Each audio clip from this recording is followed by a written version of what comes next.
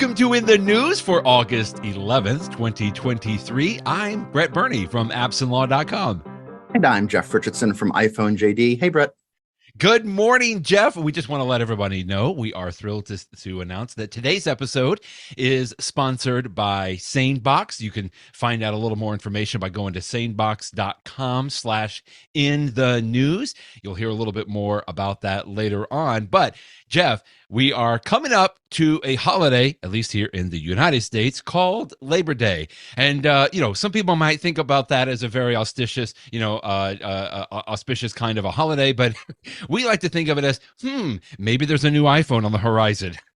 It's a holiday for us too. Yeah, it's sort of funny when you look back at, the last, 10 years or so when Apple announces new iPhones, it is very consistent. I mean, it's either that Labor Day week or the week afterwards, just about always, right. Except for 2020 when Apple announced that everything was pushed back because of COVID slowdowns and stuff like that. But so, I feel quite certain that a new iPhone is coming out about a month from right now, which is exciting. I usually get a new iPhone every year. And it's, I will tell you, though, I have a little nervousness about this year, Brett. I haven't announced this to anyone yet, but I'll just confide in you. You can be, this is all privileged therapy client, just between you and me. I have always purchased, I love my iPhone in the current size. I have never purchased one of like the Plus or the Max or whatever, the big versions, right? Have you ever owned one of the really big ones, or have you always had the... I did one time, if you remember, just real quick, Davis Sparks had one and he went back to the regular size and I followed his trajectory. Okay. Well, one of the rumors, and they're just rumors, is that Apple is going to improve the camera on the next iPhone by having a periscope. Would that be the right word for it? Periscope is what they call it. So that the lens, because there's a limit to how far out the lens can come out from the phone, you would sort of have a 90-degree angle, and so they go down. And so the rumor is maybe Apple will have the large Max version of the iPhone 15 Pro that will have really the best possible camera. And there have been times in the past when the Max version has had a better camera for one reason or the other. But if the camera is so much better on the Max, I'm going to be really tempted to get it. But the problem is that I don't know. I mean, is it going to be too big? I don't know. So it's a silly problem to worry about. Apple hasn't announced anything, but I've been thinking about this ever since I've been seeing these rumors. And so it's going to be, if Apple does what at least some rumors are predicting, and there's a real advantage to getting a Max model, I might get it, and then I'm not sure if I'm going to regret it. So we'll see. Yeah. But otherwise, I'm excited about the new iPhone coming out. So you're making me think. I did the Max for a little bit, Jeff, and I traded it back in. It was just, it was almost. Huh? I almost think of it as today, like the regular size iPhone Pro 14 Pro is what I use. That's what we're talking about, like the base model, the base size, if you will. But I feel like the Max was almost pushing me over the line of, I have to have a fanny pack at that point. Like it wouldn't fit in my pocket all the way nicely. Like I tried both back hip pockets. I tried, certainly was like, I had a suit coat on. So I put it in my chest pocket and I felt like I was like walking sideways for the whole time. I loved the big screen. Obviously, don't get me wrong. And this periscope camera is really interesting because it sounds like it's going to be like on the edge and it's going to go the length of the camera of the phone or something. I can't even fathom that right now. But yeah, you're making me rethink it. I don't know. A fanny pack might be in my near future if that's the case. We'll probably be talking about this again. Just for folks to know, while we're talking about this in the post today, Jeff did a great job of you've going all the way back to 2012. Is that when I see it? Every year when these new phones have been released, Jeff will post on iPhone JD. You can see September 8, 2022, why lawyers will like the iPhone 14. September 15, 2021. Why lawyers will like the iPhone 13. You had to skip 2020 because everybody skipped 2020, right? And then we went to 2019, September 11th, 2019, when they released the iPhone 11. Anyway, if you're interested in looking at this, you can go to the In the News post today on iPhone JD, and Jeff does a great job of just breaking down each year of exactly. And we should end, Brett, by saying that the rumor from Mark Gurman, and he tends to be pretty good with his rumors, is that he says it's going to be September 12th. So that would be the week after Labor Day. Which would be the Tuesday after Labor Day. So, if you're going to put your money somewhere, I might as well put it on September 12th for now. But, but who knows? Anything's possible. Just getting excited. I'm so excited. Like I think I'm on a 2-year plan right now with my current iPhone 14. But Jeff, I've already been scheming like, okay, how could I go and like pay that off so that I can trade that in? Like I'm already on the scheming side of it because I'm already getting excited just from some of the rumors that we've looked at. Speaking of rumors, well, maybe this isn't that good. Maybe not so much in the comical sense of a rumor per se, but there's always these companies that say, "Hey, we've got 1 million downloads of an app," or "You should try us." Like, look how many times that our app has been downloaded, and I thought you did a good job of pointing to John Gruber's article today and be like, no one really knows how many downloads of an app except Apple, right? Is that an accurate way to put it? And it's not like an individual app developer. I mean, they know how popular their app is, but what you see is these companies that say these are the top 10 apps.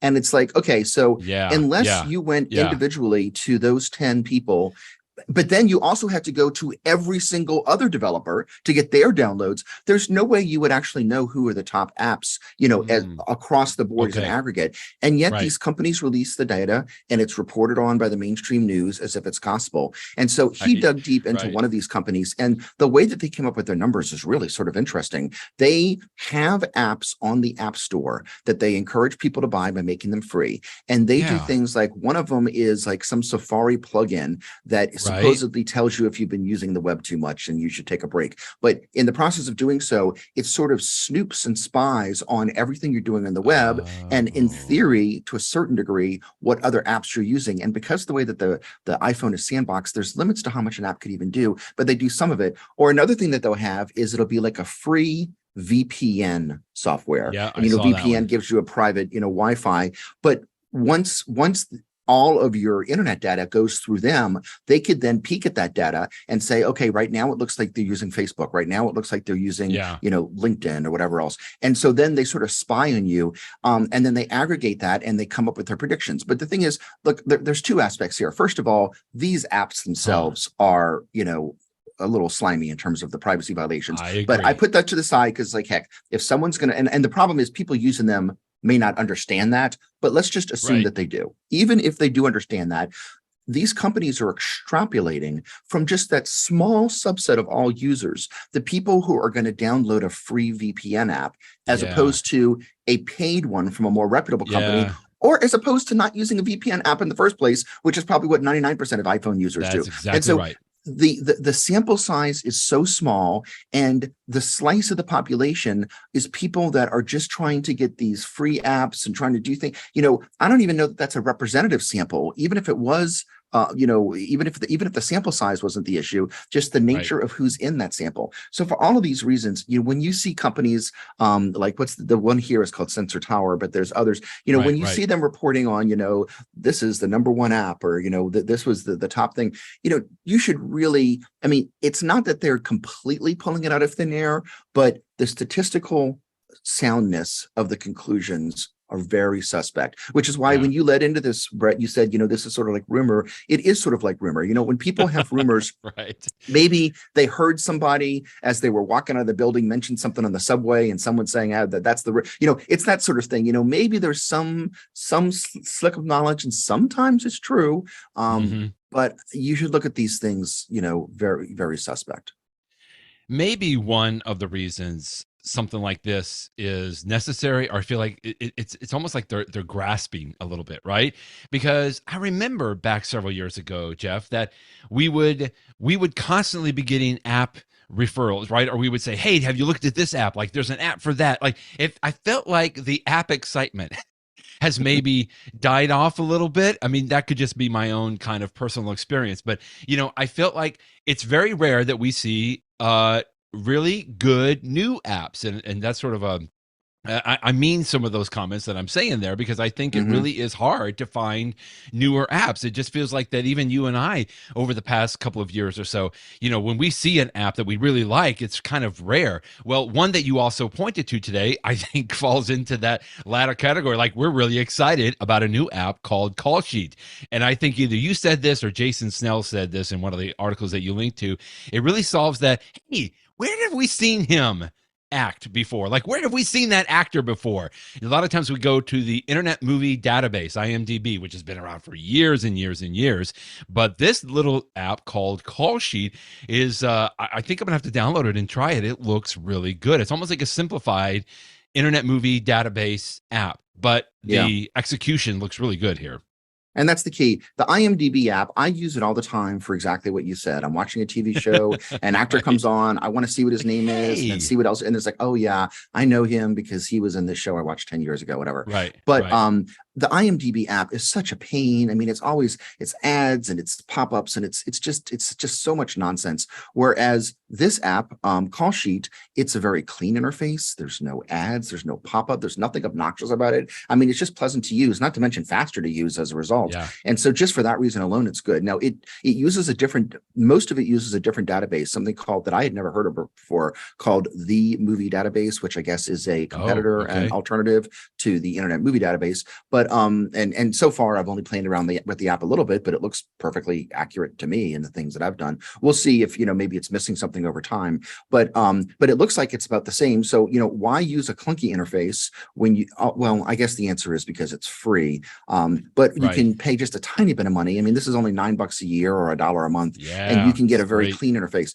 And it's not just the nice interface; it's got some cool features too. I think that this one is hilarious. The feature of spoiler prevention, because you can tell the app, don't show me character name, don't show me how many episodes they're in, stuff like that. And this is not my example. I heard this in another podcast this week. I think it was the Connected podcast, but somebody told me that many years after the show had come out, he was watching, I'm blanking out. It was the Netflix show with Frank Underwood, that was one of the big streaming successes. But he was watching one of the early seasons where the character was still the Speaker of the House, and he looks it up on IMDb and it lists the character as the president. He's like, oh gosh, I mean, I didn't want to know that he was going to be the president in season 3. And so that's these sort of spoilers that you can get from IMDb. And I've had that happen before too, where you'll see somebody and it'll be like, oh, this person is only one episode of the show. It's like, oh well, thanks for telling me he's going to die in this episode or something. Those sorts of things. So you can turn those things on or off if you don't want to have spoilers, which I think is really, really interesting and funny. But it just looks like a nice, clean interface. And this is a great app. I mean, this is a perfect example of what I love about an app. Find something that's, we know people enjoy using, but just come up with a better way to do it, a better mousetrap. And, when you led into this segment, Brett, you were talking about how, a lot of people aren't, finding these types of apps as much anymore. I don't know if this is realistic, but just to underscore the issue that you're discussing, I saw a developer post the other day I think it was on Mastodon, that he wishes that Apple could do something like, his idea was everybody that has the Apple One bundle, so you're paying Apple like $30 a month, why not give them a few dollars a month to spend, quote unquote, on the App Store? And the reason for that is he says so many people are averse. People think nothing of, going to Starbucks and spending $6 on a coffee. But when they look at an app like this one that costs $9 a year, they're like, oh, I couldn't possibly think of spending that money. Too much. But, it's just, it's not that much money, really, if you're going to get some enjoyment out of it. And he's like, why not give people a little bit of credit? Just so that, get them to get used to buying some apps. I don't know if that's the right solution or not, but it does point to an issue that I know many app developers have is, they want to put time and money into developing an app, but there's got to be a return for it. They need to be paid for their work, which means you got to pay for apps. You don't have to pay a lot for apps. Doesn't mean the app has to be, $200 or something. Right. But so it's an interesting issue that you point out, that people, discoverability and all that sort of stuff. House of Cards, of course. Yeah, because I know that there are listeners screaming at their stereo right now, like, how can you not remember that House of Cards? Well, again, which is why I like in this review by Jason Snell, it's not very long.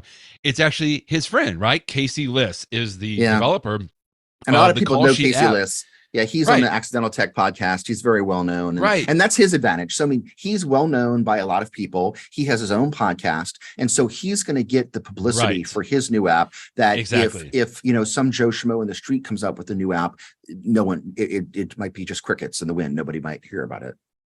I would also just like to thank Jason Snell for the screenshots that he includes here is from the actor Mark Singer.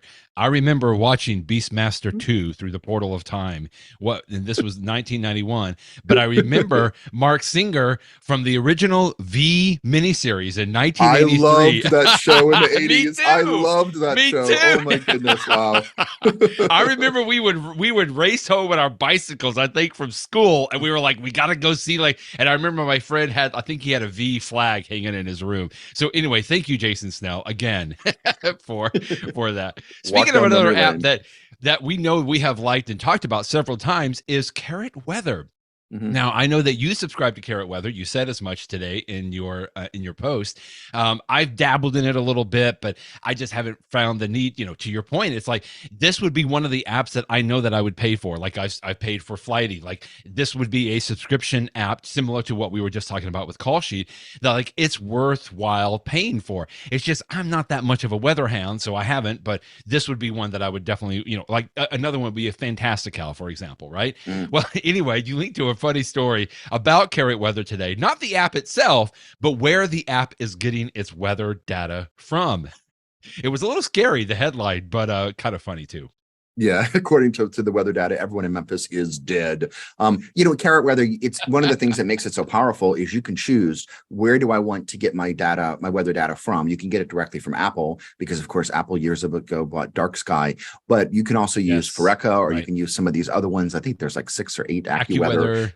You can choose what source you want because they're all a little different. And I had been using Foreca for a while because I had heard good things about it and it was good results on daily temperature. But I noticed this summer when it started to get super hot in New Orleans that, the temperature might be in the 90s. And believe me, it felt hot, but it would say things that like my feels like temperature was like 120. And I'm like, well, it's hot, but it doesn't quite feel like 120, and he noticed some similar things in Memphis. And so I hadn't thought much about it. I thought maybe it was just like a fluke of my iPhone. But when I saw him put it, I'm like, okay, well, whatever algorithm that they're using to do the feels like temperature, it's a little off, or at least doesn't, contemplate the hot weather we have in the south of the United States.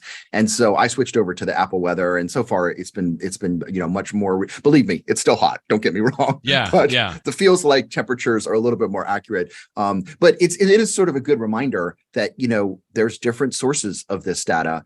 Even in this case, the exact same app can show you different numbers because of different sources that you check.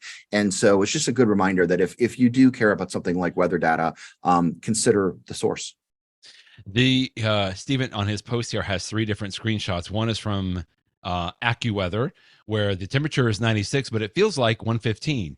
When he switched to the Apple weather, the temperature was 97, but it feels like 108. When he has a screenshot from Foreca, the temperature is 96, but it feels like 138 degrees. I almost feel like, do we know where they're putting these sensors, right? Like you said, it might be just an algorithm kind of putting things together, but it's like, is there a thermometer like sitting on top of a blazing, in the sun on top of an industrial air conditioning unit? Is that where like they're getting this measurement from? Just a little crazy on there, but good app nonetheless. Carrot Weather. Just maybe change your source. I think when you pay for this, Jeff, like when it's the free version of Carrot Weather, there was only one source that you can select from, and then I want to say there may be 6 or 7 different sources that when you pay, it opens up those different sources and you can flip them back and forth between those. Exactly. We have talked many times already about iOS 17, and that should be coming pretty soon as well, right? It sort of does kind of parallel when the updated phone is released. Is it before or after? Sometimes I want to say it's before the phone comes out. Am I correct in that, Jeff? So here's what I expect. So we're going to have the new iPhone announcement in that first or second week of September, and then they're going to probably say that the iPhones are going to be available to buy in, usually about like 2 weeks or something like that. And so let's just say like, the 3rd or 4th week of September, you could actually buy a new iPhone. And about a week before you can buy a new iPhone, that is often when Apple drops iOS 17. And the reason I know that is because often in years, I will, one of the last things I will do with my old phone, quote to speak, with my soon to be old phone is update the operating system, have a couple days to play with the new operating system, and then see what that same brand new operating system looks on the new phone with the new hardware, with all the new bells and whistles. So that's what I expect here. So, but like you said, I really think we are about a month, maybe a tiny bit more than a month away from everybody getting iOS 17, not just the people that are running the beta. Well, thankfully, those people that have been running the beta are many, many, many of them, including one of everyone's favorites, really, technology reviewers on YouTube, Marques Brownlee, otherwise known as MKBHD. And you linked to his video today, which I thought he did a fantastic job, as he always does, of breaking down like the top 5 features that you're going to see in iOS 17. A lot of people go into a lot more detail, but Marques is always so good at just kind of practically bringing out what's going to, highlighting the practical aspects. One of the main things in this video, quickly, Jeff, that I thought was interesting, we've talked about like the name drop aspect. We talked about the check-in mode, from other people. What he said, Marques said, is a lot of these newer features coming in iOS 17 really rely on someone else, either in your family or a friend, having an iPhone as well and having it updated to iOS 17. I just hadn't thought about it in that aspect, right? Because I can't name drop with somebody that doesn't have iOS 17. I can't like do that take advantage of that AirDrop compatibility. I can't take advantage of, that check-in capability. Like if I wanted my daughter to use it, we all have to be updated to iOS 17. And I just thought that was kind of neat. Marques is really good about, highlighting something like that, from the idea of most people really hadn't thought about that, but it's a little bit of a lock-in there from Apple. And I embrace it because we're already in an Apple family, really. But, just something to think of. It's like a lot of these new features you may not be able to take advantage of unless your other people that you're sharing information with also has an iPhone and they have upgraded to iOS 17. Yeah, that's especially true once you upgrade. If you're the sort of person that's listening to this podcast, of course, you're more interested in taking advantage of technology, so you might update right away. The thing is, most iPhone users do update the operating system fairly quickly. Yes, Apple sometimes share those statistics about, our new OS has been out for only, a month or 6 weeks, and already 95% of people have upgraded. So everyone is going to get there pretty soon. Apple will eventually, for people that don't do the 0.0 update, when Apple has the 0.1 update, they traditionally include the new emoji in there. And that will usually get the people that haven't upgraded yet to upgrade, because they don't want their friends sending them text messages with emoji that they can't see. So it's a good little carrot to get people to upgrade. But that's true. By the way, the name drop feature that you were talking about, that's the one, if I remember correctly, where you can have like a sort of a card of, here's my personal information. That's right. Here's what it should look like if I call you. This is the picture I want on the screen. And you can choose which information about yourself you want to share with people. That's the point. And that's also, you can put 2 phones together and it will, share contact cards and stuff like that. So this is a nice video.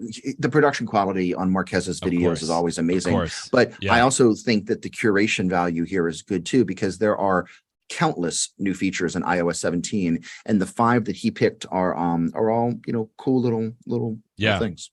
Yeah, on that name drop, by the way, I was telling my my wife, who doesn't follow this anywhere near as closely as I do, but she's like, okay, so what's the big deal about iOS 17? And I was trying to like go through, and I mentioned the name drop, and she's like, well, I don't want that. Like, I don't want people like just getting my contact card.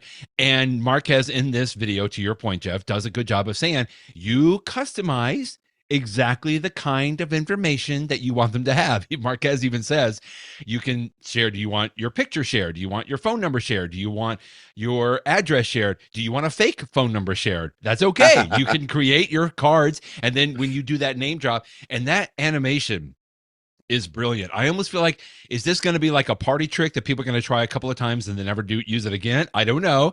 But when you basically bump 2 phones together, you can, it almost like the screen almost like goes into liquid form, and it's just really cool. So if you want to see that right now, Marques is one of the best videos on this to check out, iOS 17. And we'll be talking about that in the following weeks, I'm sure. We will. But for now, let's talk about where you at. Where you at? A couple of one is more of a tragic story, and the other one's kind of a fun story. But let's go on the tragic side, because obviously our thoughts and prayers are going out to all of the people that are being affected in Maui right now. Oh my God, Brett, it's just so horrible. Crazy fires. Just the pictures and everything going on there is very, very, very sad. However, one story that you linked to today, apparently it sounded like there was a group of maybe 4 or 5 teenagers that were in a van trying to get out of the city if somehow, and then all of a sudden they found themselves literally surrounded, engulfed in flames, it sounds like.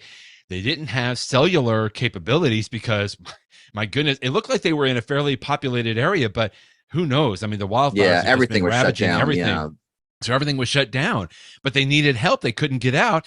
And so one of the people in the van apparently had an iPhone 14 Pro that had access to the Emergency SOS via satellite. And that's how they were able to be rescued. Yeah. For me, the thing that just makes this story hit my gut is, I mean, not what you described as harrowing as it is, but when you look at the post that somebody put on the service formerly known as Twitter, they have sort of a series of screenshots of the actual back and forth conversation between them and the emergency services. And when you read through it, gosh, I mean, I was on the edge of my chair. It's like you're there. I know. Remember, the way that this service works is because it's when you send data to the satellite, it just occurs in little bursts. And so if you have the ability to interact with your iPhone to use this feature, it will sort of interview with some questions like, what's the nature of the emergency? What can you say? And then after it gets those answers to a few questions, it sends them in the burst to the satellite. So that's what you sort of see here is they're sending this, but they're talking, visibility is 0. We're trying to move around. The roads are blocked. Fires. The car is so hot. We can't. And you can see the emergency services getting back in touch with them and their responses. And then at the very end, they finally get to the point where they say, we're here, we're getting rescued, and emergency put your hazards says, on. They're like, put your hazards on. Yeah, put your hazards on because they're close by, and they were rescued in about 30 minutes. Wow. But you read through this, it's like a mini movie. I mean, it's just except that it's real life. So thank goodness these people were saved. And again, so many people, the loss of property, the loss of life. I've lived through disasters before in New Orleans with hurricanes, but I don't know, rising water is scary, but fire around you, I mean, that's just yeah. Well, from that tragic story with a fairly happy ending, at least for them, we can go to lost Lacrosse equipment. So we've seen this time and time again, and I still don't get tired of it, Jeff. I'm so glad that you linked to these still. This was it sounded like a daughter or a mother and her daughter were flying because the daughter was involved in a lacrosse tournament of some kind. I can't remember where they were going. Maybe you know the story a little bit, but anyway, United lost their lacrosse, the equipment that she needed to play in this tournament. And the mother kept trying to text or tweet out to you or X out to United and say, listen, that equipment, it's right there. And it's like going round and round and round. Some people said, well, we have no idea. Some people said, well, that's not my job. I can't go and look for it. So she ended up buying her own flight, I think using her own miles on United to go back to Chicago to go to the place where her luggage was and try to convince somebody like this is where it's located. Crazy stuff. In fact, in this story, they didn't even go to Chicago. I think they went from like Baltimore to California or something like that. Oh, yeah, the original flight. Okay. What happened was, and she only afterwards was able to reconstruct this, but apparently somebody, put the wrong luggage tag on her luggage. Yeah. So instead of putting the tag on her luggage for it to go back to her home, they put the tag for it to go to Chicago O'Hare.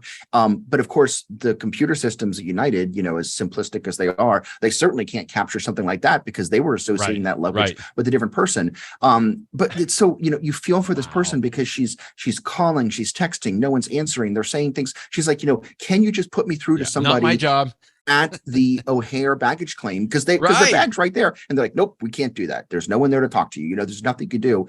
And so when she finally decided to take the initiative, take a day off of work, buy a ticket to Chicago using air miles, so you have to pay for it, fly to Chicago. As soon as she gets to that baggage claim, she had her bag in 30 seconds, Brett. 30 seconds. 30 seconds. She knew exactly where it was. It was right there. It's just nobody could help her to get her the bag. And as she described, this wasn't a case where she could just, write it off and say, okay, pay me money for it, because she needed this specific equipment for her daughter. And even if you bought something new, it wouldn't have been, it wouldn't have been broken in for her daughter. So it's like, I really want this specific stuff. I want my stuff back, which we can all understand. And I think at the end of the day, after all of this, and perhaps only because it was advertised on CNN instead, or the story was told on CNN, she eventually got United to refund to her the miles that she had used to fly to Chicago. But I mean, some solace, the small solace that is.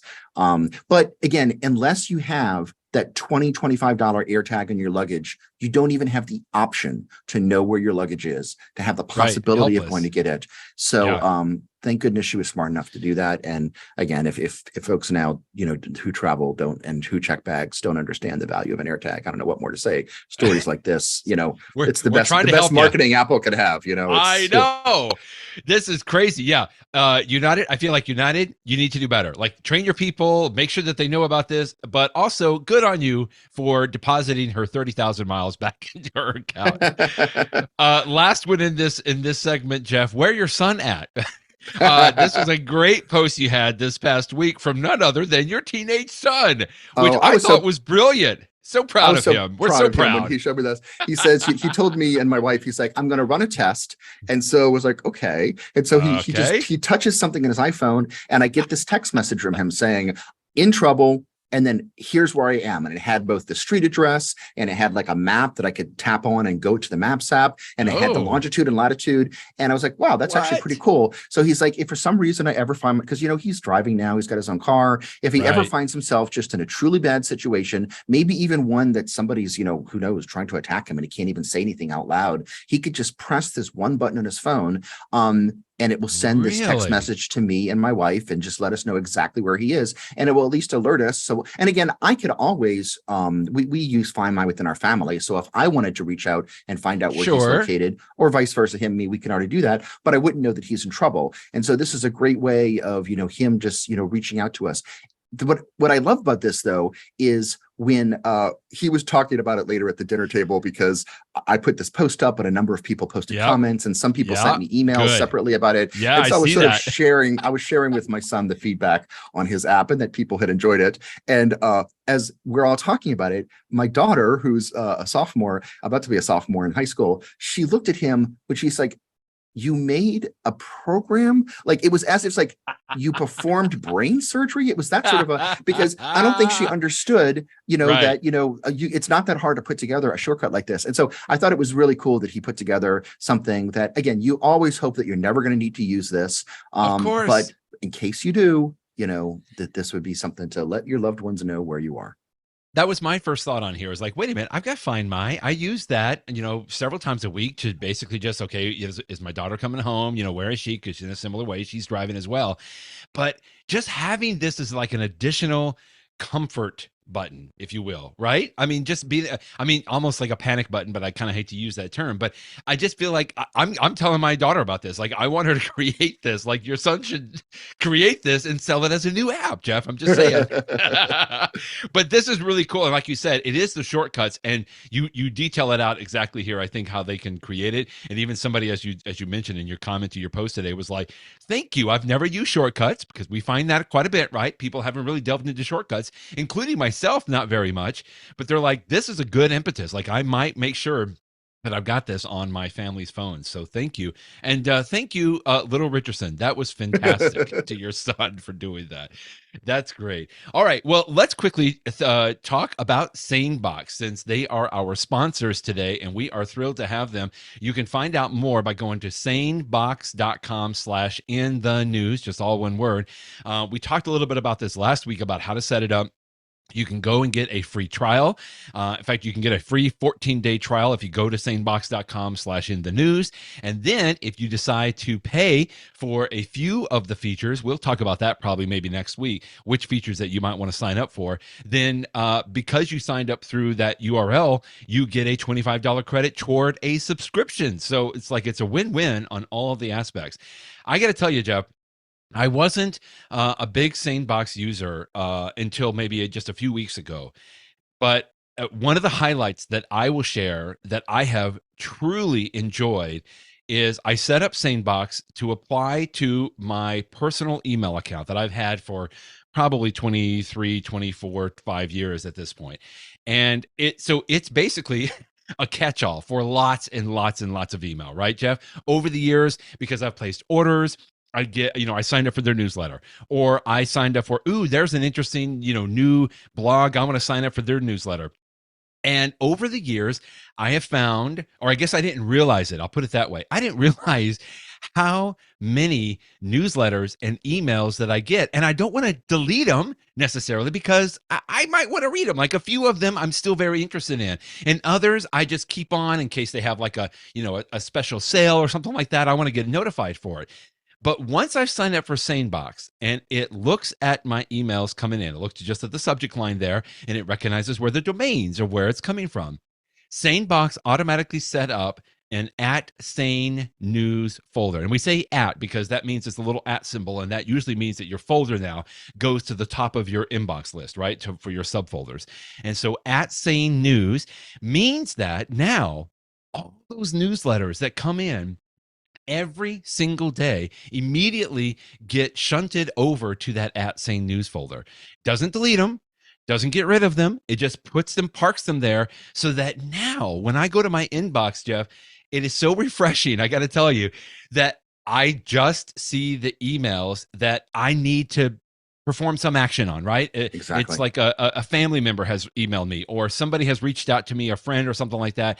It's like all the newsletters are still there. I can go and look at them when I need them, but I'm not ready for them yet. And I didn't realize how much time that I spent previously, Jeff, going through and filtering out and deleting or shunting over all of those newsletter messages in between looking for the important messages, if that makes sense. So for me, that @Sane News folder, that's one of the features that you can get when you sign up for SaneBox.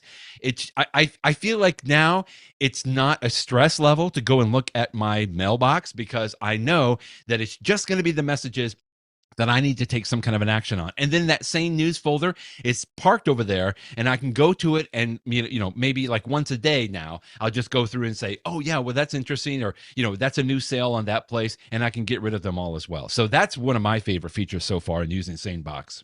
Yeah, Sane News is one of my favorite features of SaneBox as well, because when during the day when I'm looking at my email, I just want to be quick. I just want to look, see if there's something important to deal with. I use this for my iPhone JD email. If there's something I need to deal with, I'll deal with it. But I don't want to be distracted by all these newsletters. At night, when I'm sitting on a couch, just sort of catching up on the news for the day, that's exactly when I want to see my newsletters, read through them, click on link, decide I don't care about this one. But it's like, even though I'm doing two different things with email, there are two different modes that I want to be in, and just allowing myself to be quick and efficient. I love another folder that they can set up by default that I love is called @SaneBlackHole. And the way that this one works is if you get a message from somebody that you don't want. I mean, I would never do this for a real person, but it's usually like these businesses that no matter what I do to try to get off of their emails, they still send me stuff, or it's, hey, we're going to, because it's my iPhone JD email, I use it on, it's like, we're going to improve your website. And it's like, you're not going to improve my website. Okay. I've been doing this for a while. I don't need you.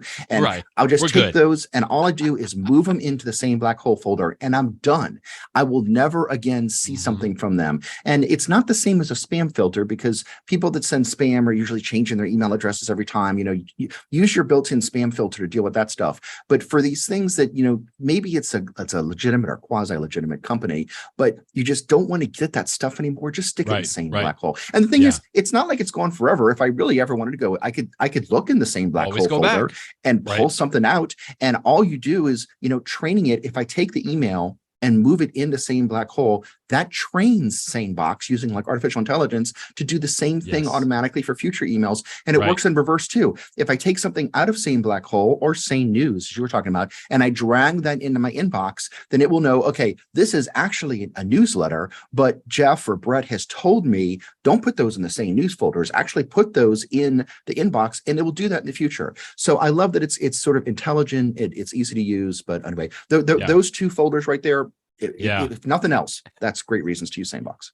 Can I just point out real quick? Some people may say, "Well, okay, Brett, that's great with the newsletters, but why not just like set up a rule so like any email that you get from this, newsletter goes into a separate folder?" Yeah, you know what? I've done that before, and I got maybe about 10% of the way through all my newsletters, because you have to set it up manually on each individual one, but SaneBox takes care of it automatically. Exactly. And that's part of the AI that's built into it that you reference. Okay, so we would just want to say thanks again to SaneBox. If you want to know a little bit more, sanebox.com/inthenews, just all one word together, and you can at least sign up for a free 14-day trial, and then we'll even get you $25 toward a SaneBox subscription. So thanks for listening to that, and thanks to SaneBox.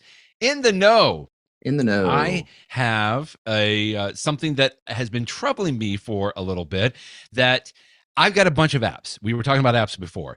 Back in the day, Jeff, when it seemed like there was a new app every day that was just fantastic, and I downloaded a lot and lot and lot.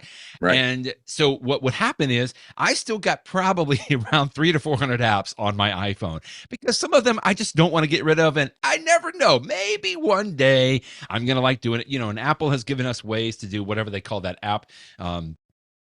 Folder or whatever it is, that last screen.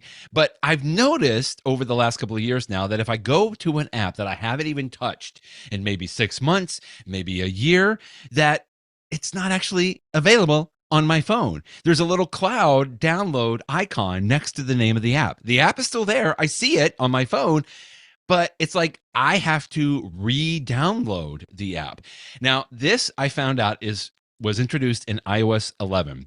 Offload unused apps. So part of the things that I know Apple is probably one of the number one complaints they get is my iPhone is out of storage. Normally that's because of the pictures, and of course Apple has addressed that as well, and I think very well. But now, even for some apps, if you are like me, you've had iPhones for many, many years, you've got a ton of apps that you haven't used, you don't touch them maybe in 6 months to a year, then Apple will automatically offload that app. And what's interesting here is they don't delete the app from your phone, and more importantly, they don't delete the data from that app.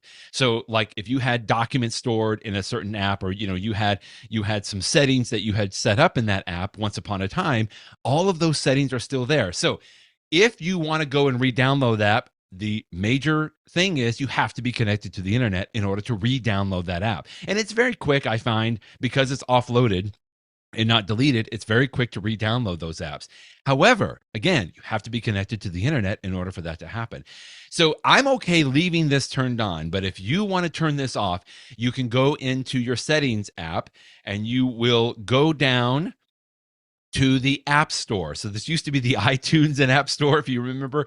But if you go down to the App Store in your settings and tap on that, and you scroll all the way down to the bottom, this will be towards the bottom. There will be a toggle switch for offload unused apps.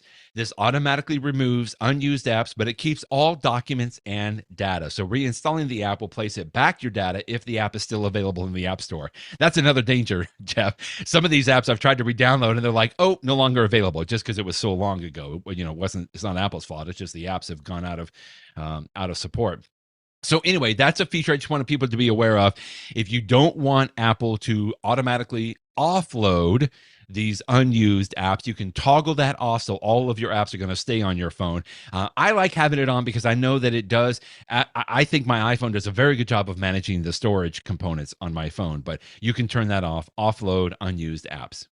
When you were just describing where you go for it, Brett, I thought you were saying the wrong thing, but you're right. If you go to settings under App Store, that's where it is. But I've never gone to that place. The way that I get to the feature, and it didn't occur to me that there's two ways to do it, is when you're in the settings app on your iPhone, if you go to general, and then if you go to iPhone storage, which sort of gives me a sense of how much free space I have in that screen, there's also offload unused app, because that's way, in my mind, that's the reason that you would turn this on in the first place. I'm running low on space on my iPhone, so get rid of the stuff I don't use a lot. I will tell you, Brett, I turned this feature on a long time ago just to try it, because I needed to get some space. I think I was upgrading phones, and I didn't have enough space to upgrade from one phone to the other because I had to move stuff over. And I sort of regret that I ever turned it on, even though I've had it turned off for a long time now, because I still to this day find times where I go to use an app, and I guess by definition, it's something I haven't used in a while, and then it's like, it's not there. And I mean, look, this is a first world problem. I mean, me downloading, waiting for the app to re-download for the App Store takes what, 5 seconds or something, but it's still very quick. I was like, I don't like the fact that I'm waiting. I wish I had never turned on that feature. And sometimes the apps that it would offload, it's like, seriously? That's the app that you offload? I use that app all the time. What are you talking about offloading that app? So if you need it to save space, it's great that Apple gives you the option. But for me, I wish I had never turned it on in the first place. And I hope that I never need to turn it on again.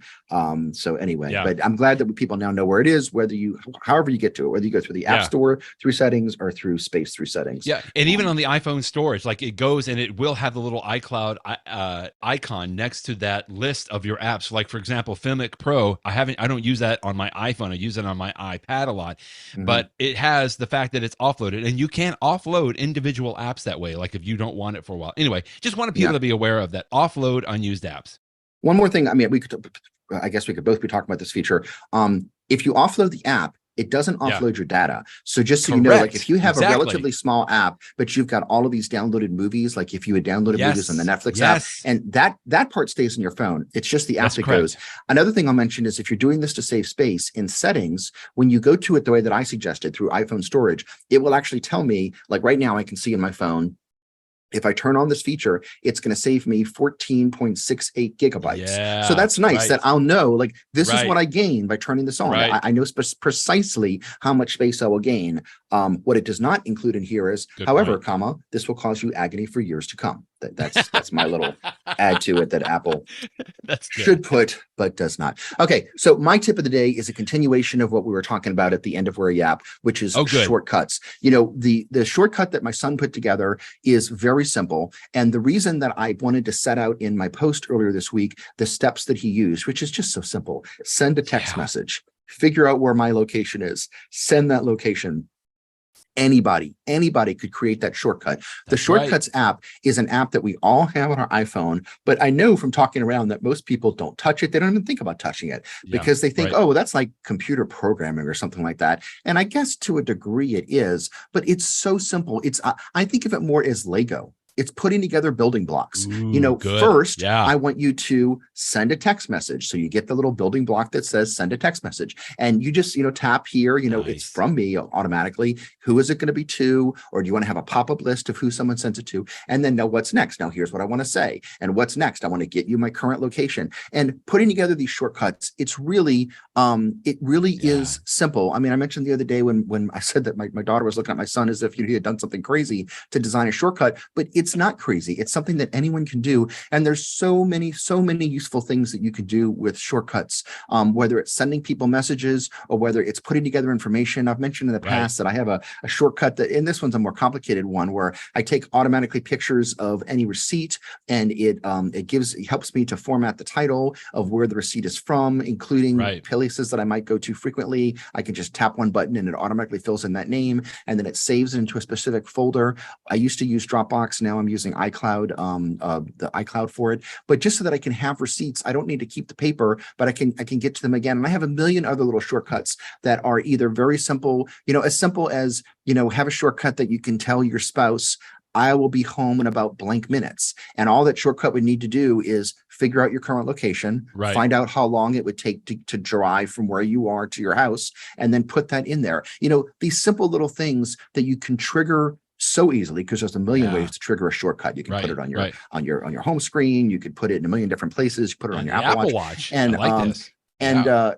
It's just really, really useful. But it's only when you start playing it, the way to get started with shortcuts is to find another shortcut. And Apple has tons of them in the shortcut gallery that you can download. They're all for free. And you can download it and say, okay, this is a simple thing. Now it's going to, log, I don't know, my weight today or something like that. And you could say, okay, so it asks me for a number, and then it logs it in the health app. And you can see, those two or three steps make sense. And then you look at another one and look at another one. And by seeing how they work, it's so easy to put these things together. And the next thing you're doing it yourself. And even if you're not doing super complicated shortcuts, you can make your iPhone a much more useful tool for yourself if you play around with this stuff. And shortcuts apps can have all sorts of triggers, even like location based and time of day and things like that. You can do some amazing things. And I mean, I consider it a gift that Apple even includes shortcuts. One of the things that's often a distinguishing factor between an iPhone and an Android is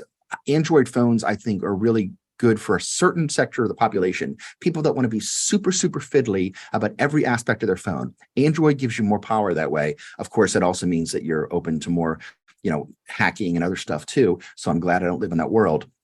But, shortcuts gives you so much power that you almost, it's like, really, somebody at Apple actually decided to give their users this much power? How amazing is that? It's a little un-Apple-like, and yet it is Apple-like because it's so well designed and so easy to follow so that anyone can do it. So I cannot rave enough about playing around with shortcuts, and you should definitely consider it. Oh, that's a great idea. You were showing, this is, David Sparks, our friend in California, has all sorts of field guides, and I had forgotten that he has a shortcuts for iPhone and iPad field guide. We've mentioned it in the past, I believe. It's so good. As you go through this, you go through his steps. He gives you all sorts of practical examples. But even if definitely buy David's field guide for sure. But even if you don't do that, even if you just look at what you were showing before, Brett, which was the Apple guide, which is just right there on its website, you could just go through its guide, and you'll get a lot of the way to whatever resource you want to use for this, depending upon how deep you want to go. You can do so much. Yeah, great stuff. Great stuff. And it just reminds me, honestly, as much as I play around with this, Jeff, I don't delve into shortcuts very much, even though I use probably one or two almost every day. I have one where I tap the back tap on my phone, and it will pull my AirPods from like my Mac or my iPad so that it'll connect to my iPhone. I saw that a long time ago because somebody just posted like a neat little tip, and it's like, that was a shortcut. I just had to go in and build a shortcut. But anyway, don't fear the Shortcuts app. I like that. It's like, just make sure that you go and check that out. Lots of good resources on that as well. Excellent. Thanks, Jeff. We want to say thanks again to SaneBox for sponsoring today's episode. That you can go more information at sanebox.com/inthenews. And Jeff, thanks for being here as always, and we'll talk with you next week. Thanks, Brett. Bye-bye, everybody.